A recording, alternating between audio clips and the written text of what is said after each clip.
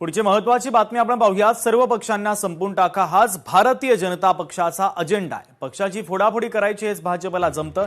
हर्षवर्धन सपकाळ यांनी भारतीय जनता पक्षावर टीका केली आहे।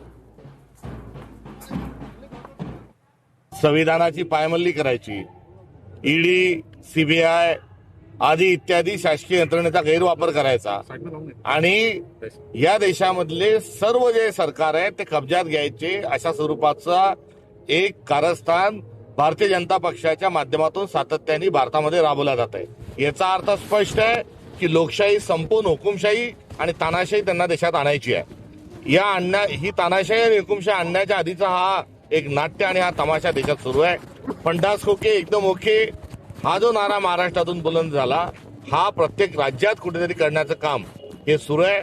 पक्षाची फोडाफोडी करायची, सत्ता संपुष्टात विरोधकांची आणायची आणि स्वतः सर्व सूत्र हातात घ्यायची, हे एकंदरीत आज रोजी भारतामध्ये सगळं सुरू आहे। माजी खासदार झाल्यामुळे मनाला नेहमी वेदना असतात। शेरणी अगर शांत है तो डकारना कभी छोड़ती नहीं। नवनीत राणेंनी आता बळवंत वानखडेंवर टीका केली आहे।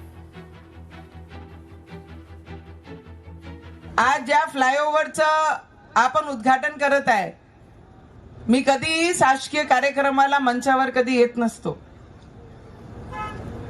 मी माझी झाल्यामुळे मनाला वेदना नेहमी असतात आणि त्याच्यावर भाषा मी जास्त काही कधीच करत नाही। आणि जे निवडून आले त्यांना मी नेहमी शुभेच्छाच दिली आहे। पण मला वाटते ज्याही लोक निवडून आले आहे त्यांना एवढीच माझं बोलणार आहे की महिलांना बोलत असताना महिलांची मर्यादा आपण सुद्धा पाळली पाहिजे। शेर शेरनी अगर शांत भी है तो डकारना कभी भूलती नहीं, याद रखना। और मैं मेरी मर्यादा कभी भूलती नहीं हूं। खासदार अनिल बोंडे यांनी फडणवीसांचे आभार मानले। ऐतिहासिक कर्जमाफीबद्दल त्यांनी आभार मानलेले आहेत।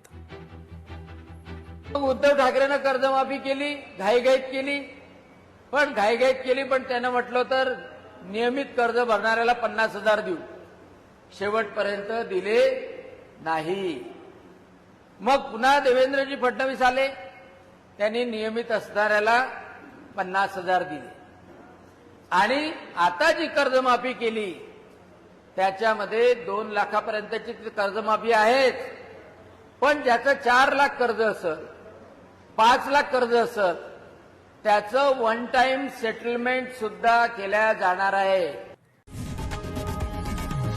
लोकशाही मराठी ऐका, पहा, जागरूक रहा।